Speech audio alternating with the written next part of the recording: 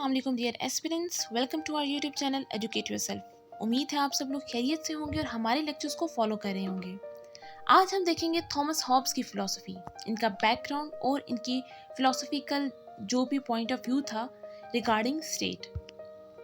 सबसे पहले 3 क्वेश्चंस हैं स्टेट के बारे में। स्टेट क्यों चाहिए, स्टेट का ओरिजिन क्या है और आप हमें किस हद तक स्टेट को ओबे करना चाहिए और उसको क्यों ओबे करना चाहिए, यानी कोई रीज़न होनी चाहिए। ये जब 3 क्वेश्चंस आपके माइंड में आते हैं कि स्टेट का ओरिजिन क्या है, क्यों हमें स्टेट की ज़रूरत है, तो उस चीज़ को जो साइंटिफिकली आंसर किया था वो थॉमस हॉब्स ने सबसे पहली दफ़ा किया था। ये एनलाइटनमेंट पीरियड के अंदर आए जब इंसान अपनी सेल्फ इम्पोज्ड इमेच्योरिटी से बाहर आ रहा था। ये वो टाइम था जब इंडस्ट्रियलाइजेशन हो रही थी, लोग साइंटिफिक स्टडी कर रहे थे, पॉलिटिक्स की, सोशल साइंसेस की। इससे पहले पॉलिटिक्स जो है यानी जो सियासत है उसको रिलीजन और एथिक्स के साथ एसोसिएट किया हुआ था, यानी पॉप्स जो थे वही बेसिकली हर चीज़ को हैंडल कर रहे थे। लेकिन ये वो टाइम था जब आपकी पॉलिटिक्स को सेपरेट कर दिया गया from that of ethics and religion.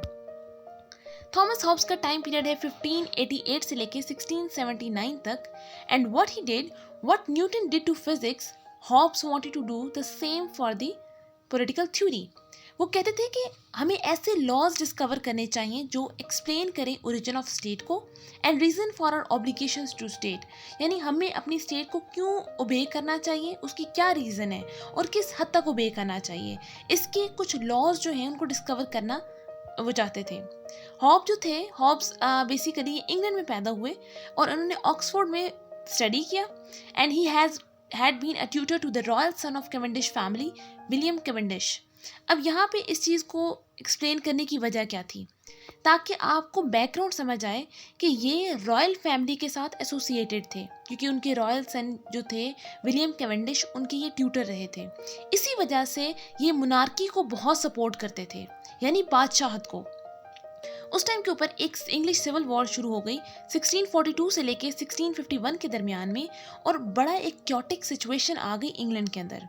उस टाइम के ऊपर चार्ल्स वन को भी कत्ल कर दिया गया और मोनार्की को ख़त्म कर दिया गया, एबॉलिश कर दिया गया मोनार्की को, इस डर से कि कहीं उसको मार ना दिया जाए थॉमस हॉब्स को।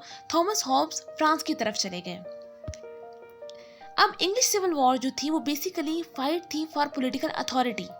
अब वो ये जानना चाहते थे कि हमें क्यों एक स्टेट रिक्वायर है, हमें क्यों उसको ओबे करना चाहिए। हॉब्स ने एक ऐसा क्वेश्चन जो इन सब ऐसा साइंटिफिक आंसर्स जो हैं उनकी तरफ आने की कोशिश की कि क्या रीज़न है हमें एक स्टेट की रिक्वायरमेंट के लिए, ठीक है। देन लेविएथन, ये बहुत इंपॉर्टेंट है, एमसीक्यू पॉइंट ऑफ व्यू से अक्सर इसके बारे में आता है। लेविएथन जो है वो थॉमस हॉब्स की बुक है, in which he tries to explain the scientifically arrives at a theory of state. Hobbes argue that absolutist government is the best government, answers all the questions regarding origin of state, causes of political obligation. तो basically Hobbs जो थे वो absolutist government यानी monarchy के हक में थे। इस चीज़ को आप समझिए। स्टेट ऑफ नेचर, सबसे पहले स्टेट ऑफ नेचर को एक्सप्लेन करते हैं। ये कहते हैं कि स्टेट ऑफ नेचर वो टाइम है जब आपका जो सिचुएशन है आपके उस एरिया में, वहाँ पे ना तो कोई स्टेट है ना कोई गवर्नमेंट है, गवर्नमेंट नहीं है, इट मीन्स कोई रूलर, कोई किंग नहीं है। जब कोई रूलर और किंग नहीं है तो आपके कोई लॉज नहीं है, जब लॉज बने नहीं तो इम्प्लीमेंटेशन कैसे होगी, तो कोई मोरालिटी नहीं है, no one to exercise authority over man. एक इंसान अगर कुछ गलत कर रहा है आप उसको रोक नहीं सकते, क्योंकि कोई मोरालिटी नहीं है, कोई लॉ नहीं है, किस लॉ की बेस के ऊपर आप उसको रोकेंगे। तो ये वो टाइम है, it is a pre political and pre moral stage of human society, यानी आपकी पॉलिटिकल एंड मॉरल से पहले जब मोरालिटी नहीं इंट्रोड्यूस हुई थी, पॉलिटिकल आपकी इतनी डेवलपमेंट नहीं हुई थी, उससे पहले का ये टाइम था। और इस टाइम के ऊपर हर इंसान जो है उसके पास नेचुरल राइट्स थे। अब नेचुरल राइट्स क्या हैं, यहाँ पे थॉमस हॉब्स एक्सप्लेन करते हैं नेचुरल राइट को कि right to do whatever we think will ensure our self preservation, यानी अपनी सेल्फ प्रेजर्वेशन ही आपका मेन राइट है और आप उसके लिए कुछ भी कर सकते हैं। आपको कोई उस चीज़ के लिए रोकेगा नहीं। अगर कोई आपको डर है किसी से कि वो आपको मार सकता है तो आप उसको मार दें पहले, क्योंकि आपकी सेल्फ प्रेजर्वेशन है, ठीक है, तो वो कहते हैं कि सेल्फ प्रिजर्वेशन के लिए इंसान कुछ भी कर सकता है. राइट टू जज what will ensure our self preservation and right to do anything one wants in the name of self preservation. Self preservation के चक्कर में, यानी आप ये कहते हैं कि मैं अपने आप को बचाना चाहता हूँ इसलिए मैं दूसरे को मार रहा हूँ, तो ये उस टाइम के ऊपर जस्टिफाइड था क्योंकि उस टाइम के ऊपर कोई रूल्स नहीं थे, कोई लॉज नहीं थे. अब यहाँ पे स्टेट ऑफ नेचर देखी जाए तो किस किस्म के इंसान वहाँ रहते थे. उस टाइम के ऊपर जो इंसान थे उनके are driven by the motives of desire and aversion. All are equally strong. सभी स्ट्रांग थे, मेंटली चाहे हों चाहे फिजिकली हों. और उस टाइम के ऊपर जो आपकी रिसोर्सेज थी वो भी बड़ी लिमिटेड सी थी. इसीलिए कोई भी इंसान किसी भी दूसरे को मार सकता था, उसकी कोई चीज़ दे सकता था. Anyone can kill anyone because there is no law, no justice and no morality.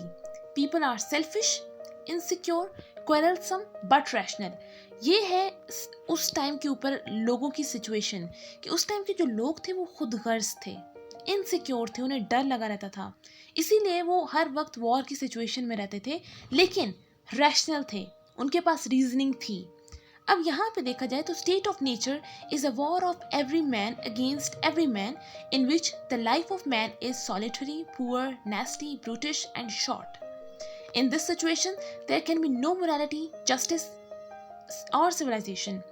Every rational man should try to avoid the state of nature.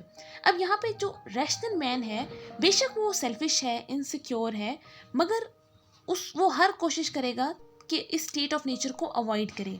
अब वो स्टेट ऑफ नेचर को कैसे अवॉइड करेगा, तो वो अपनी रैशनैलिटी को यूज़ करके किस तरह स्टेट ऑफ नेचर को अवॉइड कर सकते हैं, इस क्योटिक सिचुएशन को अवॉइड कर सकते हैं. तो इस चीज़ के लिए हॉब्स एक न्यू कॉन्सेप्ट लेकर आए, दैट इज़ नेचुरल लॉज.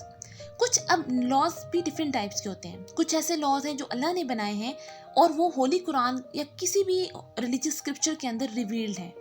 कुछ ऐसे लॉज हैं जो इंसान खुद बनाता है अपनी बेहतरी के लिए, अपनी कन्वीनियंस के लिए, लाइक ट्रैफिक रूल्स, तो हम उन्हें पॉजिटिव लॉज कहते हैं. कुछ और ऐसे लॉज हैं जो बनाए तो अल्लाह ने हैं लेकिन वो इंसान को रिवील नहीं किए गए किसी स्क्रिप्चर के अंदर, बल्कि इंसान ने अपनी रीजनिंग स्किल्स को यूज़ करते हुए, अपनी रैशनैलिटी को यूज़ करते हुए उनको डिस्कवर किया है. उसी को हम लोग कहते हैं natural laws, just like the law of gravity. People in the state of nature will discover some natural laws. अब जो लोग हैं वहाँ पे उस स्टेट ऑफ नेचर के अंदर रहते हुए, जिनको डर है, इनसिक्योर हैं, सेल्फिश हैं, बट रैशनल हैं, उन्होंने क्या किया कि उन्होंने कुछ नेचुरल लॉज को डिस्कवर किया. अब दो मेन लॉज हैं. सबसे पहला, man seeks peace as far as he can hope to obtain it. इंसान तब तक पीस हासिल करने की कोशिश करता है जब तक उसको उम्मीद होती है कि यहाँ पे अमन हो सकता है, लेकिन जब उसको लगता है कि यहाँ पे अमन वाली सिचुएशन नहीं है तो वो वॉर कर देता है, मतलब वो वॉर को वेज करता है. ठीक है, man is willing in order to achieve peace. अब यहाँ पे इंसान विलिंग है कि वो अपनी पीस को हासिल करने के लिए हर चीज़ को ऑन स्टेक रख दे.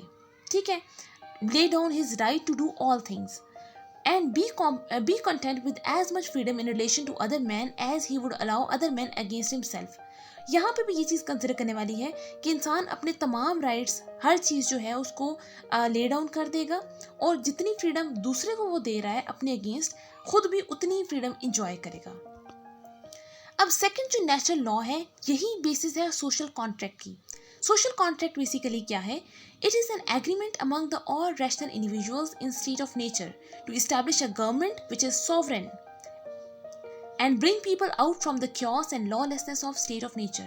Basically उन्होंने यही किया कि जब आप उतने फ्रीडम इंजॉय करना चाहते हैं जितना दूसरा कर रहा है, लेकिन आपकी जो सेल्फ प्रिजर्वेशन है, जो राइट टू सेल्फ प्रिजर्वेशन है, वो अगर आपका प्रोटेक्टेड है, तो यहाँ पे क्या किया जाता है कि रैशनल जो लोग हैं उन्होंने मिलकर एक एग्रीमेंट बनाया, एक गवर्नमेंट इस्टेब्लिश की, एक सॉवरेन इस्टेब्लिश किया जिसके पास सुप्रीम पावर्स हैं.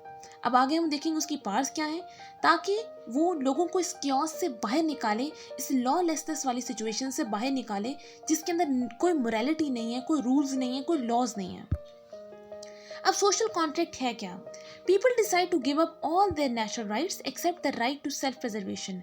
वो अपने तमाम राइट्स जो हैं उनको गिव अप कर देते हैं सिवाय राइट टू सेल्फ प्रिजर्वेशन, क्योंकि हॉब्स की फिलॉसफी के अंदर राइट टू सेल्फ प्रिजर्वेशन ही इनका मेन राइट है, जिसको ये किसी भी सूरत में ऑन स्टेक नहीं रख सकते, किसी भी सूरत में ये उसको गिव अप नहीं करेंगे.